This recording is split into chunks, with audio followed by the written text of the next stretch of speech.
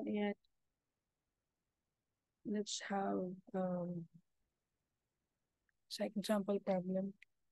So dito sa sample problem na to, meron tayong glider na nag-collide, no? And straight line pa rin. So in short, wala pa rin tayong angle. No? So let's discuss this.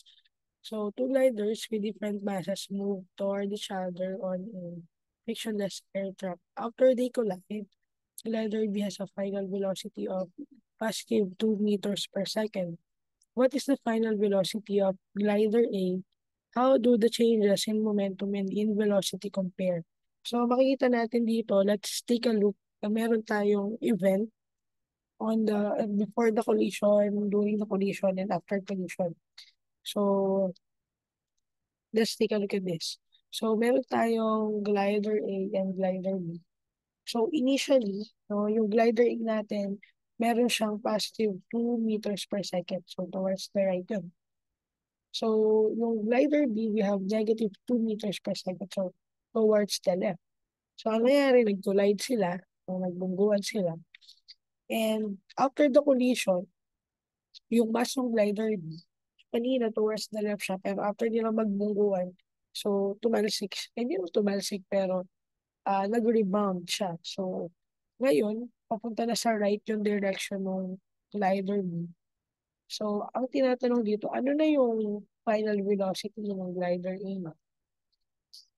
And compare natin yung changes sa momentum tsaka change sa velocity. So, ano ba dun yung mas mataas yung change ng velocity? So, dun sa previous example natin, makikita natin, di ba, na um, same lang yung magnitude ng momentum, pero the velocity, magkaiba sila. No? And the kinetic energy is also not the same. So, sa sample problem 1 natin. So, ngayon, tingnan natin.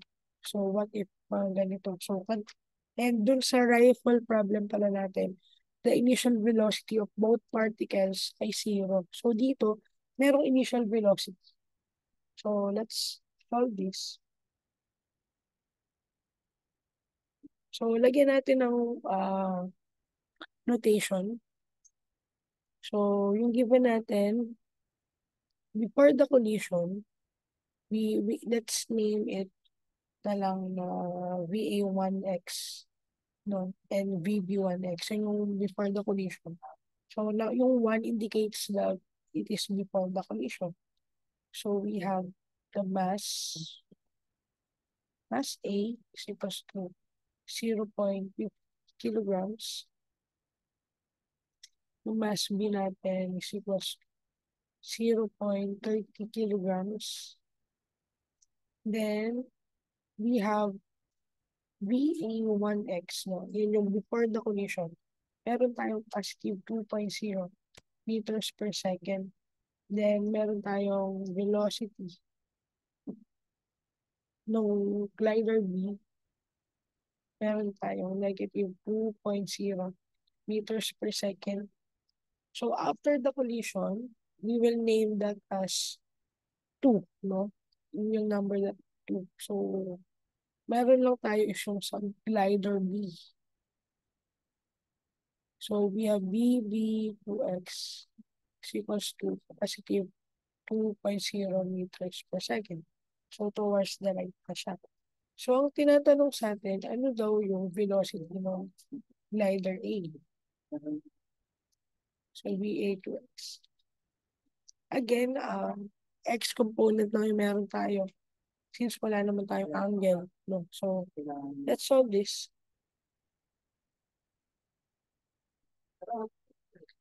So, we know, sa principle natin that momentum is conserved. So, definitely, the total momentum before the collision is also equal to the total momentum after the collision. No? So,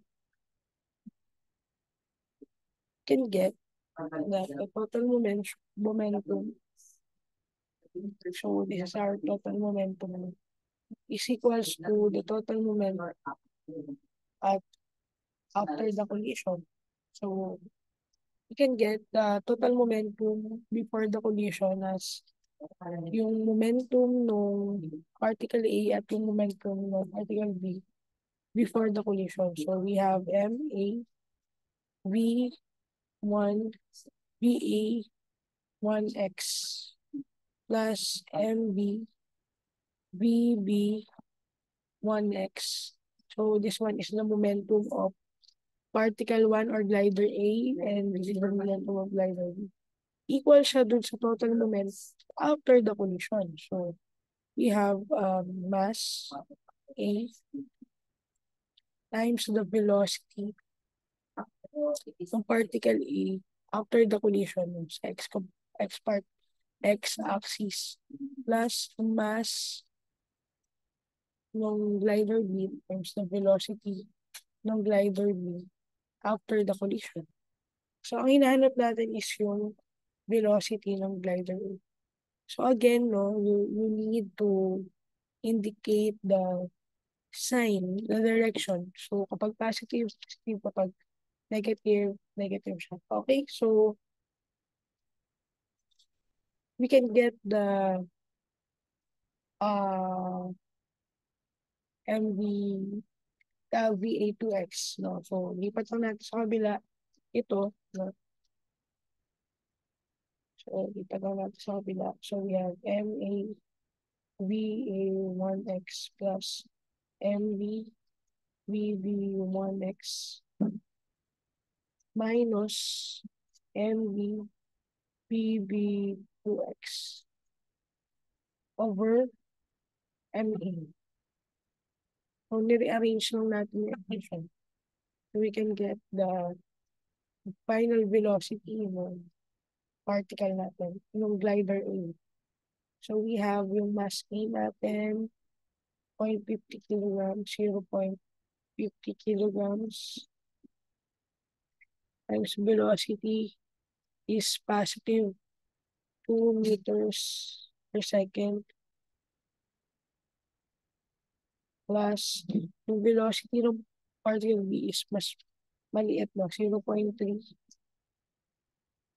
kilograms times the velocity is negative 2.0 meters per second minus mass ng B ay 0.30 kilograms times final velocity is positive, no? Positive 2 meters per second over yung mass ng particle ng glider A is 0.50 kilograms. Equal siya dun sa final velocity ng glider A natin. So, can get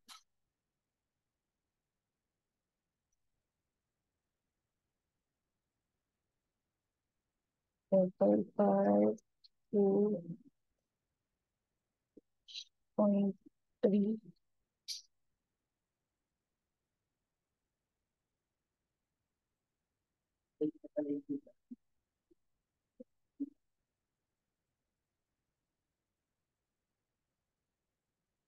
So we have negative 0.40 meters per second. So, ano ibig sabihin nun?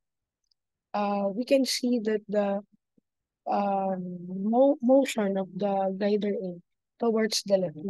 So, ibig sabihin, tumalsik siya towards the left and ang velocity niya ay negative 0.4 meters per second.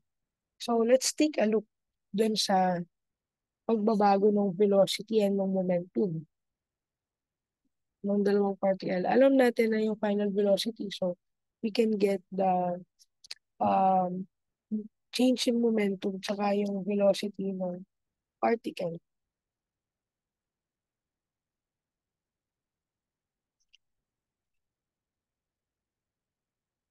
So, yung change in momentum ng glider A is equals to yung momentum niya, yung momentum A dun sa after the collision minus the momentum ng particle A before the collision. So, equal siya sa MA V A 2x minus M A V A 1. So, pwede nyo rin gamitin yung M A times V A 2x minus V A 1x. So, okay lang.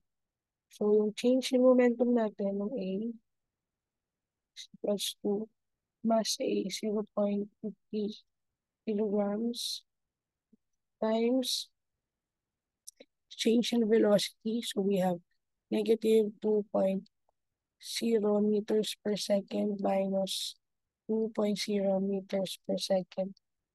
So, we have negative 1.2 Newton second. So, ito yung change yung momentum ng glider A. So, that is also the impulse of the net force towards the glider A. So, tingnan natin yung change yung momentum mo sa glider B. So, equal siya doon sa momentum ng glider B after the collision minus the momentum ng glider B before the collision. Equal siya sa mv vv2x minus mv va. So, again guys, you can see na I'm using x since we need to indicate na x component lang yun. Para pag may certain angle, you can answer sure ma-identify mo kung x component siya or y component. So, yung change yung momentum natin sa B is equals to 0.3 kilograms times mv2x is positive 2.6 meters per second minus initial velocity is negative 2 meters per second. So, we can get positive 1.2 Newton second. So, makikita natin, no? Again, the change in momentum is the same. So, mag-iiba lang sila ng direction, no? So, kung makikita natin, this is because of the third law of motion, that the force exerted by particle A towards a particle B has the same magnitude dun sa particle B towards particle A. Okay, so makita natin even the change of momentum, they are the same. So, let's take a look dun sa change in velocity.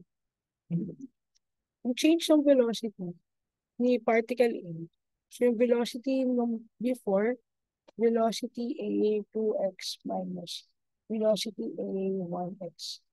So, equal siya sa negative 2.0 meters per second minus 2.0 meters per second. Sorry, 0.4 pala yung ulit. So, 0.4 yung final velocity ni glider A. So, negative 0.40 meters per second. So, we got negative 2.40 meters per second. So, yung change of velocity ni particle B is VB2x minus VB1x. So, change of velocity glider B is equals to 2 meters per second minus negative 2 meters per second. So, we have 4.0 meters per second. So, makikita natin, no, mas malaki yung change in velocity ni particle B compared to the magnitude ng change in velocity ni particle A. So, anong nangyari dito? Again, no, ang may kasalanan nun is the third law of motion. So, since the mass of the glider B is lesser than the mass of the glider A, mas mataas talaga yung acceleration ni glider B. And makikita niya din dito, no? 2.4 lang si glider A yung change of velocity. So, hindi masyado nagbago yung velocity niya. Kung si glider B, mas malaki, 4.0 meters per second change in velocity. Okay, so makikita natin no, the impulse, the same yung impulse, yung, however, the change in velocity are not the same. So, mas malaki yung change in velocity for those particle na may lesser mass. Okay, so I'll be having the last sample problem. So, doon may angle na tayo.